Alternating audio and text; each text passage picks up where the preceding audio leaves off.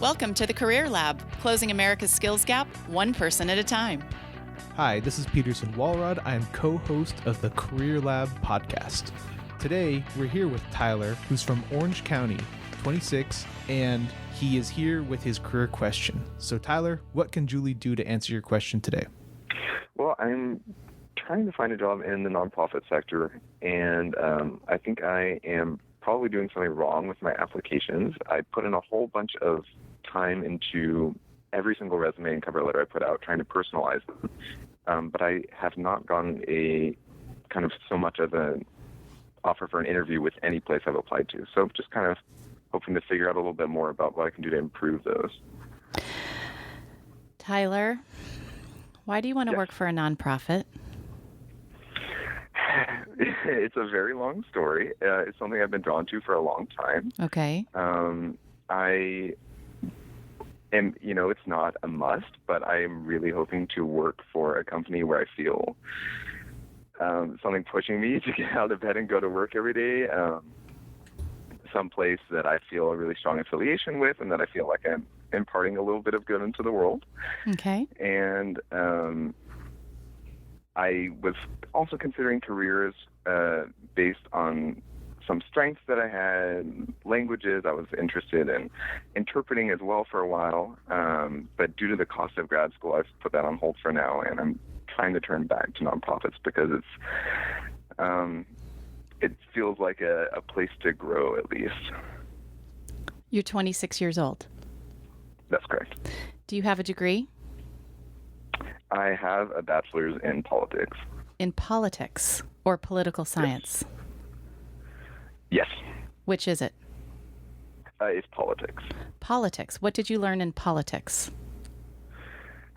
It was pretty, I focused mostly on American politics. Mm-hmm. I started off my college career with going more towards the nonprofit route, probably. I was doing environmental studies. But due to the fact that there was a course that was unavailable, I had to wait a year. I switched to politics, and I did enjoy it. I spent my last quarter of school in D.C., working with a nonprofit that dealt with sort of nuclear safety. Mm-hmm. And what did you do for them? What did you do? What was your role? A database. My primary role was making sort of an online database, trying to be the best place that anybody around the world can turn to online to find information about radiation near them, radiation monitoring in their vicinity. You made the database? What do you mean by that? I sort of did research around I was kind of corresponding with different environmental groups around the country and in other countries, and compiling this big list of basically wherever you are, whatever kind of radiation data you want, just enter that information and you can find it there. So I wasn't in charge of, I don't have advanced computer skills more than the average Joe. I was mostly doing the research element. Do you like to research? I do like to research if I think it is an interesting topic. And that was interesting, but it was very, very science heavy, and I don't have that background in advanced science. Okay. What are you really good at? I would say that my number one skill is tact. I generally am able to get along with and present a good face for whoever I'm representing. Mm-hmm. I'm fluent in Spanish and German, and that's kind of why I was interested in going the interpreting route as well. Tyler, I've been doing this a long time, and I've asked a lot of young adults, especially a lot of young 26-year-old males, what they're really good at. Nobody has ever said tact. I'm not sure if that's a good thing or not. Spoken like a true politician. All right, so tact is a wonderful skill. I've never thought of it as a skill, but let's go with it. Okay. So it sounds to me, in my world, we would call that social perceptiveness. Is that true? Mm-hmm. Do you have social perceptiveness? I believe so. Okay. You are incredibly articulate for a young male. You do not pause on your words. You do not say like. You use a broad vocabulary. You're eloquent. You're articulate. You have mastered the art of the pause. You have inflection in your voice. Have you done any public speaking? I have done very little. I spent a year in Germany, and I kind of gave a speech in German before. That was like our end of year thing, kind of a Thanksgiving to the Parliament over there. That wasn't really my only work with public speaking. Okay, and you speak multiple languages, and the actual tone of your voice. Hold on, let me ask my producer. Hey, Alan, what's it called? What's the sound of your voice called? The tonage. The tonage or whatever. Like, because you've the tone, the way your voice sounds is really nice. Inflection. Your yeah, all those. Oh, that's good. So, is speaking your biggest skill set? It's hard for me to answer that because I haven't really contemplated it, but I think that... What would your friends in high school say you were good at? They would say that I was really good at languages and history and memorizing things. Okay. And I was always sort of closer to the teachers than the students at my high school. Closer to the leadership. So, a little bit, yes. But spoken like a true politician. But never really, I don't see myself, and I don't like the idea of being at the head of something, being the leader myself, but I really enjoy the supporting roles. Every king needs a kingmaker. Is that who you are? That's good to hear. I certainly feel more a kingmaker than a king. Okay. Do you write? So here's the thing with writing. It is a very, very painful process for me. That's why one of the main reasons I haven't pursued a grad degree, it sent me to the therapist a lot during my undergrad, and it was one of the reasons why I tried to finish my degree as quickly as possible and didn't go for a double degree.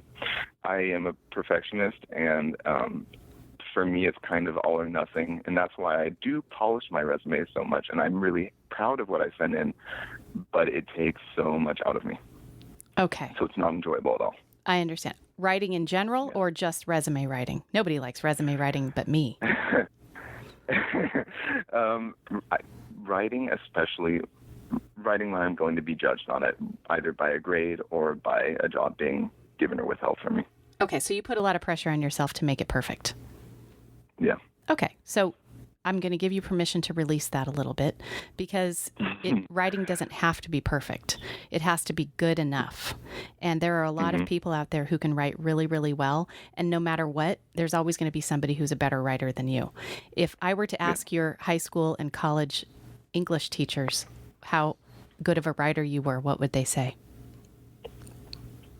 I got the award for top English student in high school. Okay. And my college, if you ask my college professors, they would say I'm a very frustrating student because I had to twice ask for extensions, 3-month-long extensions to finish my writing, but I believe the product was very good at the end. It's just, it's 3 months late. Do you like to write extended bodies of work, or do you like to write things succinctly? Succinctly. Okay. Mark Twain said, I would have written less if I had more time. Uh-huh. So you're in good company there. That's good. Okay. We match up on Myers-Briggs as well. Let's talk about your writing skills. Okay.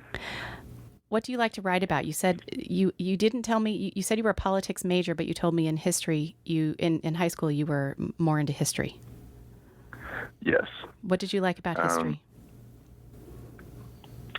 I just find it fascinating. I love always being able to learn something new. I really do value that, and that's something that I think I'm looking for in a nonprofit job as well. The last job that I just applied for and didn't get was with the NRDC, and it was going to be doing food and agriculture policy, and it involved a research component, but it also involved correspondence. It involved learning about all the ways that we can improve agriculture and food production in our state and in our country. So this chance to sort of keep expanding my knowledge on this it's fun, and I think it's also useful. It's working towards a good cause. Okay. So you are one of those people who underestimates the quality of your work output. So I'm going to assume that your work output is above average, no matter how long it takes you to get it done. Am I correct in assuming that you had a high GPA in high school? Yes. Okay. So let me save you a career of underemployment, Tyler. Let's put those writing skills to work. I don't mind if you work for a nonprofit, but I'd rather see you go to work for a nonprofit after you've built 20 years as a marketing communications specialist running the communications strategy for a major brand. Then I'd like to see you go and be an executive director somewhere, and you park your Jeep in the back and you go and you do all the, shaking hands and tactful diplomatic politicking that you need to raise money for your nonprofit. I just don't feel like you're a nonprofit person. You're too eloquent. There's nothing against nonprofits and nothing against wanting to do something good for society. But I feel like one thing that you may not quite see is relying on an industry like a nonprofit organization to pull you into a motivated state is absolutely the wrong way to look at your career. Motivation should always be intrinsic. And so if we're putting your strongest skill set to work, I promise you that you're going to be intrinsically motivated. You're going to feel like you're adding value, and you're going to be having a lot of fun.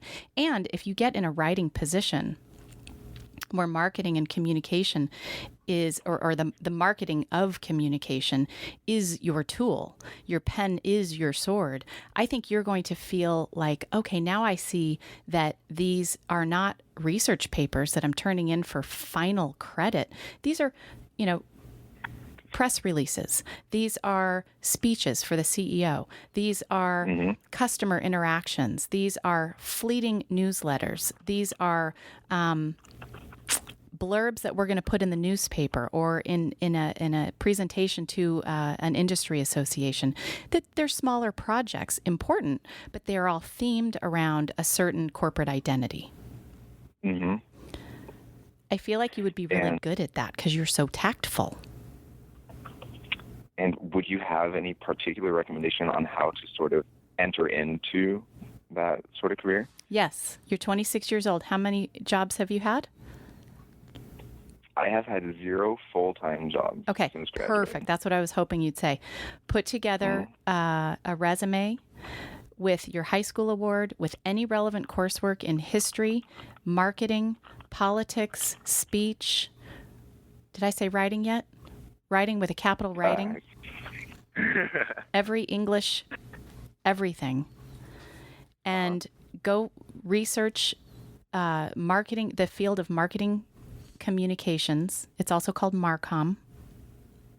And it is the written voice of a company. Okay. And you are going to make so much more money and be so much more important if you put those writing skills out there. You're going to be representing your company on paper. And you'll learn to overcome your persnicketyness. And when you're writing your novel at home, you can be as persnickety as you want, but you're going to learn the art of churning it out. And I think that, you're very off the cuff, you're very tactful, you're socially perceptive, you're aware of different audiences. You got along socially in high school and college, I can tell, because I asked you what your friends would say. You didn't say I didn't have friends. I mean, all of the pieces are there for you to apply what you see, interpret what you see, and apply the message to the audience in front of you. You're going to get paid a lot to do that. And you're going to rise quickly in your field because it's your natural aptitude. You have vocabulary, pattern recognition, and spatial awareness. That's putting together messages in writing. Okay. So go forth into the internet and look into Marcom, marketing communication. It's called corporate identity, corporate messaging. Those are your buzzwords. Figure out the skill set that you need. Write up a resume that says marketing communications coordinator, and write a section that says key competencies. And those should be writing, proofreading, messaging, copy editing, blurbs, speech writing, everything that we've talked about. And you can go to my website, CareerLabNow.com, and you can download the resume curriculum if you want, and there'll be a couple of samples on there. And go ahead and take a look at what a one-page entry-level resume might look like and tailor it to marketing communications coordinator. You're going to start as a coordinator or a junior copywriter, and you'll work up the field. And for you, with your GPA and with your bachelor's degree and with your gift of gab, I would say go for a big company. Go for the big brand soon, because that's kind of where you belong. Well, thank you very, very much for the fresh ideas. That is definitely not something I've thought about before. Good. No, it's exciting. Thank you. All right, Tyler, good luck to you. Thank you very, very much. And as they say in the writing world, right on. Peterson, did you just roll your eyes at me? I'm afraid so. I never pun. That was a great pun. It was a great pun. I want to talk about I mean, you could write a whole book on this subject, but wait a second. Now I'm rolling my eyes at you. I had no pun. What I want to talk about is and I notice this among people I know, and maybe even myself at times, is this idea that when you're doing work, you are churning things out, essentially. That's not to diminish the quality you have to have or the high level of skill you have to do these things. But I think a lot of people come out of college and they want to be the ones who write the perfect thing. They want to be perfectionists. So do you have any thoughts on this particular issue? We saw it with Tyler. What do you have to say about this? I think he just didn't know what he was good at. I think he doesn't know what work is yet. I think he has a great heart. He wants to do something that's useful, but he doesn't realize that if he does someone else's idea of what's useful, it's not going to be his idea. And we all want to have ownership of what we're doing. So you want to use your best skill set. And he just didn't know what his best skill set was because he's so persnickety and he's so hard on himself. He's got to get over that. Yeah, I mean, you have to learn that you're going to make errors. You're going to make mistakes. People are going to judge and criticize your work. And that's how you get better. Absolutely. And if you're getting a lot of judgment and criticism, maybe you're not at the right, maybe you're in the right role. You're just not in the right audience. Maybe it's a different industry, or maybe it's it's more PR or less PR. Either way, you have to put yourself out there to find out. Absolutely. I mean, I've worked with a lot of writers who were just darn good speech writers, period. And they just need to niche into that. Sometimes you're just a niche player. And then the other thing I want to talk about is this, and this is, you will not be able to give this enough time that it deserves, but the idea of fit. So I'm a person who I leave buttons undone. I wear my shirts on backwards some of the time. Tyler does not sound like the kind of person who does that. Heck no. So when you said corporate America and you're talking about these companies, and I know someone like that who works with a politician. Yeah. That's what fit is, right? Absolutely. Yeah. No, he belongs in that because of his style, his personal characteristics will fit in the needs of a big brand. Not the world of work is a sphere. It's not just like this flat wall where everybody has a high point, midpoint, low point, left point, right point. It's not like that. You've got to figure out what your coordinates are. And for him, his skill set is most likely optimized for the bigger brands. Not everybody's is, and that's okay. It doesn't matter. Well, if our young listeners learn anything today, it's something we'll probably have to come back to again, is don't go to the nonprofits first. That's what they try to teach you. That's what the dogma is, but look elsewhere first. Well, don't let the nonprofits hear that, but there are definitely alternatives. Sorry about that. There are alternatives. All right, so that's hopefully another case of a successful CareerLab person. This is Peterson Walrod signing out. There you go, corporate America. One more qualified young adult delivered right to your doorstep.